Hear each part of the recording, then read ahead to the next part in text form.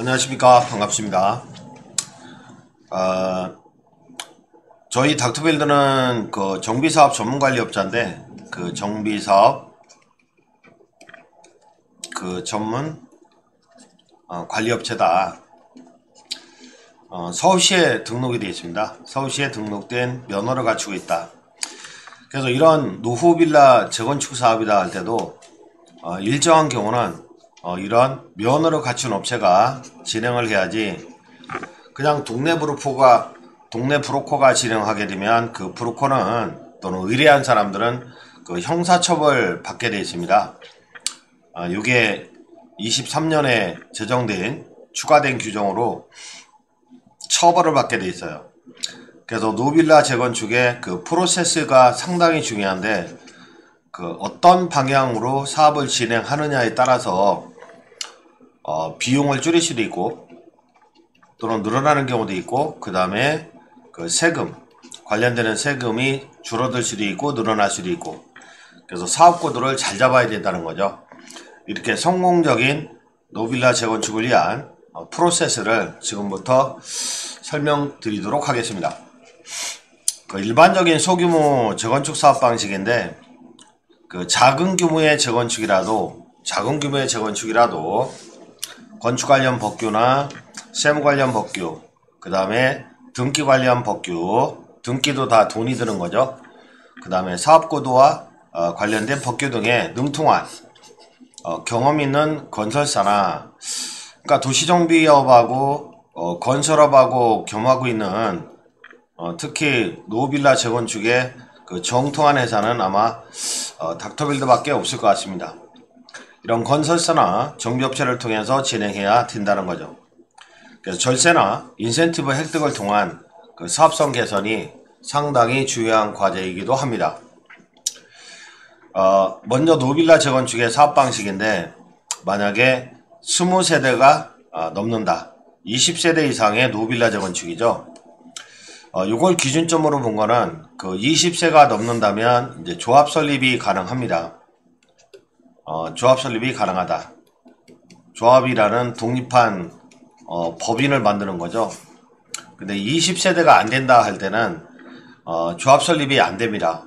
그래서 100% 동의하에 주민 합의체를 만들어야 되는 거죠. 그래서 자유주택 정비 사업이다 할 때는 그 빈집 및 소규모 주택 정비에 관한 특례법, 즉 소규모 주택 정비법에 의한 자유주택 정비 사업입니다. 이 자유주택 정비 사업은 주민 100% 동의를 얻어서 그 주민 합의체를 만드는 거죠. 주민 합의체를 만든다. 보통 조합 설립 같은 경우는 80% 동의 얻어서 조합이라는 법인이 탄생하게 되는데, 그래서 조합이 사업을 주도하게 되는 거죠. 근데 주민 합의체는 만약에 주민이 20명이 아니라 18명이다 또는 19명이다, 12명이다 할 때는 조합 설립이 불가능하기 때문에 그 주민합의체를 만들어서 그 사업을 하는 경우가 있습니다. 물론 20세대가 넘는다, 만약에 36세대 미만이다, 이런 경우도 그 조합 설립 방식으로 갈 수도 있겠지만, 20세대가 넘으니까 아니면 주민합의체 방식으로, 그러니까 자유주택 정비 사업의 혜택을 받으면서 이러한 주민합의체 사업 방식으로 갈 수도 있습니다.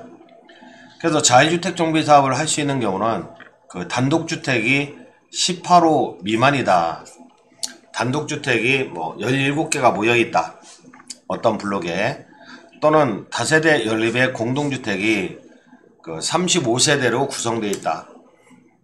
그러면 주민합의체 방식에 의한 자유주택 정비 사업이 가능한 거죠. 그 다음에 단독과 다세대가 36세다. 그러니까 보통 20세대 미만인 경우에 주민합의체 방식으로 자유주택 정비 사업을 했는데, 그 서울시 조례에서 이렇게 좀 완화를 해준 거죠. 20세대 미만에서 36세대 미만, 이런 식으로 완화를 해준 거죠. 가로주택 정비 사업은 기존 주택의 호수 또는 세대수가 그 단독주택인 경우는 10호 이상이다. 또는 공동주택인 경우는 20세대 이상이다. 그러면 가로주택 정비사업 조합을 설립할 수 있는 거죠. 그 다음에 그 20채다. 단독과 공동으로 혼합되어 있다. 그러면 모두 합한 게 20채다. 요거 이상일 때는 가로주택 정비사업이 가능한데 노후도 요건은 67%가 되겠습니다. 근데 가로다 보니까 어떤 블록이 있어요. 어떤 블록이 있는데 어떤 블록이 있을 때 가로여야 됩니다. 가로. 이렇게. 이게 사업지다 할 때는 이렇게 도로가 있어야 돼요. 도로가. 이렇게 가로로 둘러싸야 돼요. 그래야 가로주택 정비 사업이 가능한 거죠. 근데 이쪽에 가로가 없다. 사업지다. 그러면 사업지를 내놔야 돼요. 이렇게 사면이 가로여야 되고 그 안에서 주택사업을 하는 게 가로주택 정비 사업입니다. 근데 자율주택 정비 사업은 그러한 제한이 없죠. 그 다음에 소규모 재건축 사업이다. 그 소규모 주택정비법상 소규모 재건축 사업은 요거는 연립주택과 아파트입니다. 다세대는 안 돼요. 만약에 다세대라면 자율주택 정비 사업으로 가는 거죠. 연립주택과 아파트입니다. 요게 20세대가 넘는다. 그리고 200세대 미만이라면 소규모 재건축 사업이 가능하다. 요것도 20세대 넘기 때문에 그 조합 설립 방식으로 가능한 거죠. 근데 사이즈가 상당히 크구나. 10,000제곱미터가 넘는구나. 10,000제곱미터가 넘는 경우는 단일 블록의 모아타운 사업도 가능합니다. 근데 이러한 정비사업들은요. 정비사업들은 동네 브로커들이 사업성을 과대 포장해서 주민들을 현혹하는 경우가 많다 보니까 정비사업 전문관리업이라는 면허가 없다면 그 형사처벌 대상이 됩니다. 20세대 미만이다. 만약에 18세대다 또는 12세대다 할 때는 아까 자율주택 정비사업 가능하다고 했죠. 자율주택 정비사업 가능하다. 뭐 다세대, 뭐 36세대 미만이다 할 때, 그리고 또는 집합건물 및 집합건물의 수요 및 관리에 관한 법률, 그러니까 집합건물법상의 재건축이 가능합니다. 4분의 3 결의에 의한 재건축 관리단이라는 걸 만들게 되죠. 사업대상제는 자율주택 정비사업, 집합건물법상의 재건축은 특별한 사업대상제 제한은 없는데 자율주택 정비사업은 정비구역, 해제지역, 지구단위계획구역, 또 서울시 같은 경우는 그 지하층이 있는 다세대 같은 거 있잖아요. 그래서 지하층이 있는 경우는 자율주택 정비 사업이 가능합니다. 요거로 포함한 사업시행구역 등. 그 다음에 뭐 노후빌라인데 지하층이 없어요. 노후빌라인데 지하층이 없다. 그러면 안전진단 D등급을 받았다든지 그렇다면은 자율주택 정비 사업이 가능하다. 요거 노후분양 주택수가 전체 건축물의 3분의 2 이상이고, 근데 왜 자율주택 정비 사업을 하냐면 요런 혜택들이 있어요. 만약에 공공임대주택이나 요걸 갖다가 전체 연면적 또는 세대수의 10% 이상을 집어넣는다. 그러면은 세대수의 10% 이상을 집어넣는다. 그러면 임대주택은 뭐 3구 타입이나 좀 작게 만들겠죠. 그러면 법적 상한 용적률까지 완화해 주겠다. 그러니까 2종 일반 주거 같은 경우는 서울시는 용적률이 200%인데 국회법은 250%거든요. 그러니까 250%까지 완화를 해준다든지, 대지의 조경 기준이라든지 대지안의 공지 기준을 2분의 1로 완화한다. 건축물 층수 7층 이하로 할 경우는 채광 확보를 위한 건축물의 높이 기준을 2분의 1 범위 내에서 완화하고, 건폐율 상정 시 주차장 면적을 건축 면적에서 제외한다든지. 그러니까 어떤 빌라가 있는데 뭐 빌라 3층이 있는데 요거를 5층으로 만든다. 그래서 두 개 층은 일반 분양하고 요거는 원주민이 들어간다. 그러니까 이거는 빌라가 빌라로 되는 거잖아요. 근데 만약에 자율주택 정비 사업이 가능하다 할 때는 각종의 혜택을 받아서 빌라가 빌라로 될 수도 있겠지만 연립주택이나 그 아파트로 재건축도 가능한 여건이 될 수 있어요. 그 다음에 절차인데 일단은 노빌라 재건축할 때는 사업코드로 확정해야 됩니다. 우리 현장에 있는데 야 이거 18세대다. 그럼 자유주택정비사업으로 갈 수 있죠? 또는 집합건물법상의 재건축으로 갈 수 있는 거죠. 근데 만약에 노빌라인데 22세대다. 22세대라 그러면 뭐 100% 동의를 얻는다면 자유주택정비사업으로 갈 수 있겠죠. 근데 가로로 둘러싸여 있다. 그럼 가로주택정비사업으로 갈 수 있겠죠. 그 다음에 빌라가 연립주택 이상이구나. 연립이나 아파트구나. 20세대가 넘고 그러면 소규모 재건축 사업으로 갈 수 있겠죠. 아니면 어떤 건설업자들한테 팔아가지고 또는 건설업자들과 공동으로 지주공동사업을 할 수도 있고.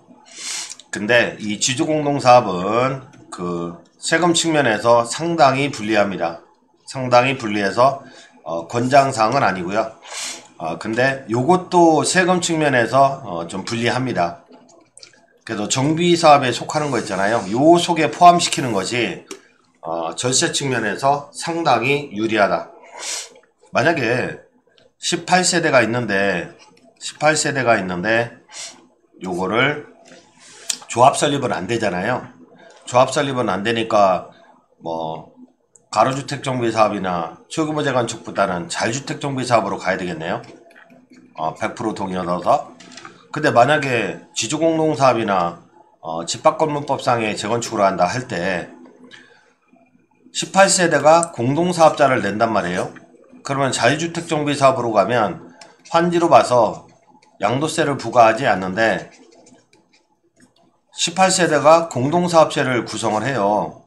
지주공동사업이나 집합건물법상의 공동사업자를 구성하게 되면 양도로 봐가지고 그 양도세라는 어마어마한 세금이 나옵니다. 누구한테 판 게 아니거든요. 공동의 사업체를 만들었다. 그러면 양도했다 이렇게 봐요. 그러다 보니까 이런 정비사업 쪽으로 그 사업 모델을 잡아나가는 것이 상당히 유리한 부분입니다. 그리고 일단 사업구도가 확정이 됐다면 이제 건축계획안을 작성하는 거죠. 가설계를 뜨는 거죠. 그리고 최대한 설계를 일반 분양분을 많이 만들어서 분양가도 조사하고 그 다음에 공사비 등의 그 비용을 산출을 하는 거죠. 그래서 추가부담금이 있다면 추가부담금이 얼마나 나올지 또는 거꾸로 환급금이 있다면 환급금이 얼마나 나올지 계산을 하죠. 총 사업비에는 뭐 공사비가 가장 크고요. 그 다음에 이주비가 있죠. 뭐 전세나 월세를 얻어서 이주하는 이주비. 그 다음에 각 세대별로 기대출이 있죠.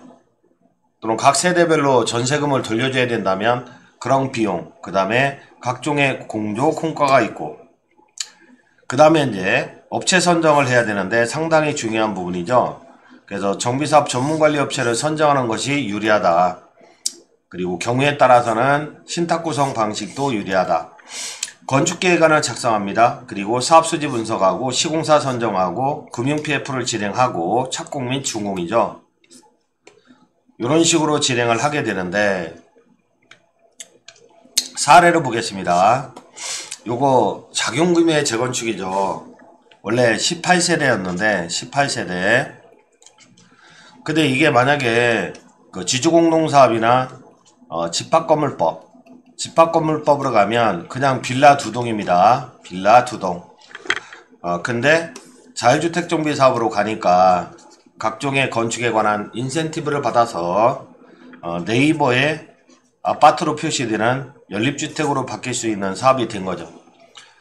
그래서 사업구도를 어떻게 짜느냐가 굉장히 중요한데 요즘은 뭐 대충 이런 식으로 짜는 경우가 많죠. 건축사도 설계하기 좋으니까.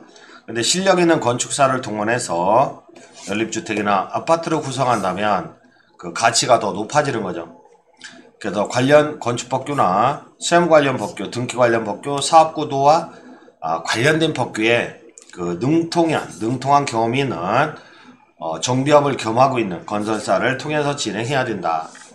절세와 인센티브 획득을 통한 그 사업성 개선이 그 필수입니다. 그 다음에 이제 종전자산을 평가하잖아요. 그 재건축 사업이다 보니까.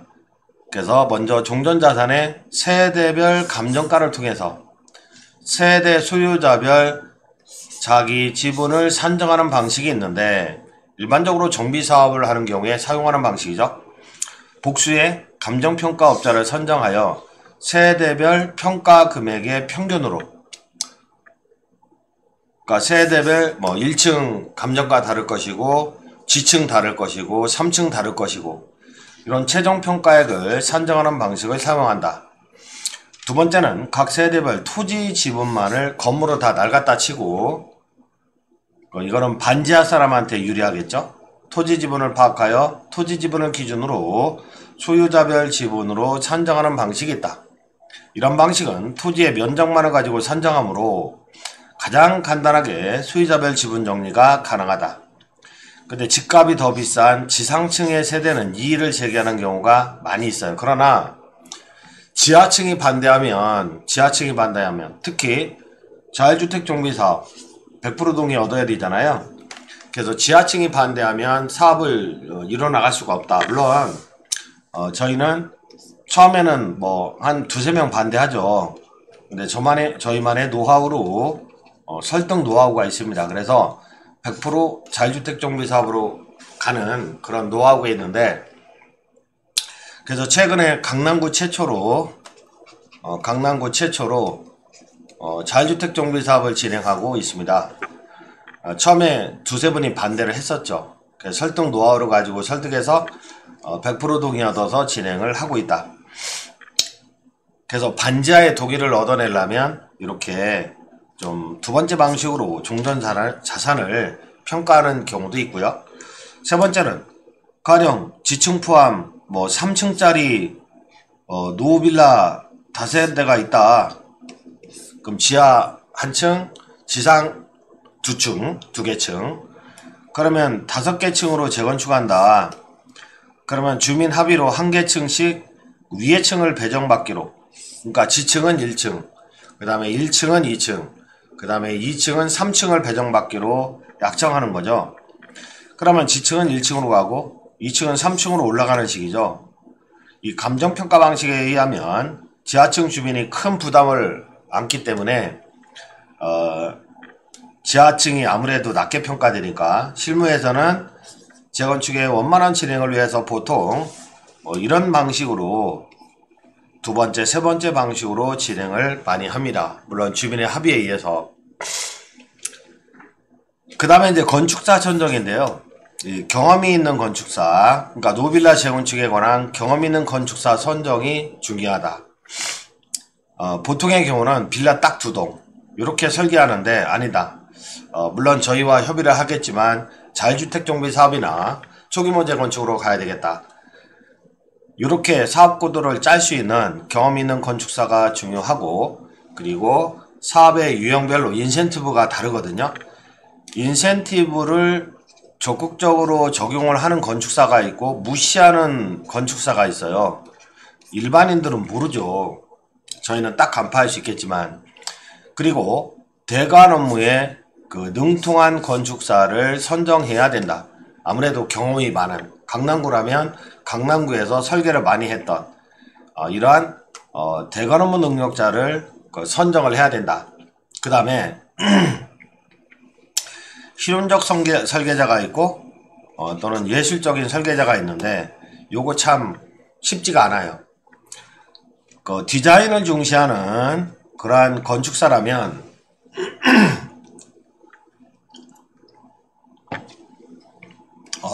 법규를 무시하는 경우가 많아요.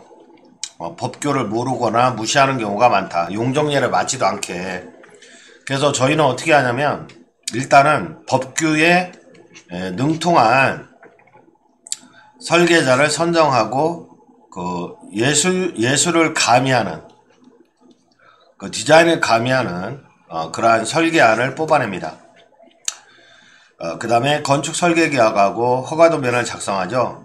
그래서 건축주가 여러 명일 때는 건축 허가 진행 시 다수 명의로 동시에 들어가는 방법이 있고, 허가를 명의를 정리하여 순차로 접수하는 방법도 있습니다. 그 다음에 실시 설계를 진행해서 물량을 산출하는 거죠. 그 다음에 시공사 견적을 진행합니다. 물량표를 가지고 그 다음에 금융구도를 확장합니다. 소규모 PF를 주민들한테 유리한 조건으로 구성을 해야 되겠죠. 그 다음에 시공관리, 기존관리를 하게 되고 별도 항목에서 많이 설명을 드리고 준공이 일어나고 그리고 사업정산을 하게 됩니다. 추가부담금을 걷는다든지 아니면 환급금을 준다든지. 그러고 원주민 세대가 있고 그 다음에 일반 분양분이 있잖아요. 일반 분양분. 준공이 났으니까 요거를 설정을 해서 대환 대출을 하고 그 다음에 대출의 부담에서 해방되는 사업구도로 가기도 합니다. 근데 보통의 경우는 이렇게 구성이 바람직한데 일반 분양물이 만약에 15개가 있다. 그러면 5개를 팔면 해방을 시켜주겠다. 이런 조건을 구성하기도 하거든요. 그런 경우는 선분양으로 5개를 분양하고 준공후 대환대출은 원주민은 해방하고 일반 분양물에만 설정하는 이런 사업구도를 짜는 것이 바람직하다. 그 다음에 이제 보존등기와 관련해서도 그 비용을 상당히 많이 줄일 수도 있는데 만약에 18명의 주민들이 있다. 근데 이게 28세대로 바뀐다. 노후 빌라에서 아파트나 연립주택으로 바뀐다 할 때 일반 분양분이 10개잖아요. 그러면 대지를 쪼개서 대지를 분리해서 쪼개서 양도하고 그러면 이쪽에서 시공사가 대물로 가져갔다면 대지를 취득해야 됩니다. 대지를 취득해야 된다. 그러면 대지를 분리해서 양도하는 입장에서는 양도세가 나오고 이쪽은 또 취득세를 내야 되잖아요. 이게 수억이라는 거죠. 수억 원. 보통 이렇게 하는 경우가 많아요. 첫 번째. 그리고 무식한 사업자 같은 경우는 시행법인을 만들어서 일괄적으로 취득을 합니다. 일괄적으로 취득해서 나중에 18명한테 배분하는 거죠. 이렇게 되면 일괄적으로 취득할 때 양도세 내고 시행법인이 취득세 내고 그 다음에 다시 배분할 때 양도세 내고 신축건물로 배분할 때 취득세 내고 이게 뭔 꼴이냐 이거죠. 이게 뭔 꼴이냐 이게 세금을 어마어마하게 내잖아요. 또는 설명드린 바와 같이 대지를 분리해서 양도하고 대지를 취득하는 취득세 내고 그래서 첫 번째나 두 번째 방식은 바람직하지 않다는 거죠. 바람직하지 않다. 그래서 저희 같은 경우는 10개를 갖다가 18명의 공유지분으로 등기하고 그 다음에 각 세대를 갖다가 처분 신탁하는 거죠. 그래서 처분 신탁하고 신탁사가 바로 수분양자에게 양도를 합니다. 그러면 이 과정에서 양도세나 취득세가 발생하지 않죠.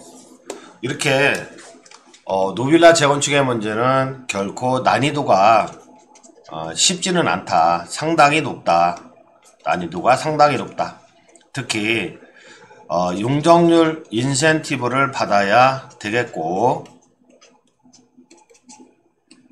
그러려면 사업구도를 정확히 짜야 되겠죠. 사업구도를 그 다음에 절세 수억에서 수십억가량의 절세 구도를 짜는 것이 시공 못지않게 상당히 중요한 부분입니다. 그래서 이렇게 노빌라 재건축이나 소규모 재건축의 경우는 정비사업 전문관리업 면허나 또는 플러스 종합건설 면허를 갖고 있는 유일한 업체인 저희 닥터빌드를 이용하면 무료 상담을 이용하면 바람직하고 유익한 노빌라 재건축 사업이 될 수 있습니다. 이상입니다. 감사합니다.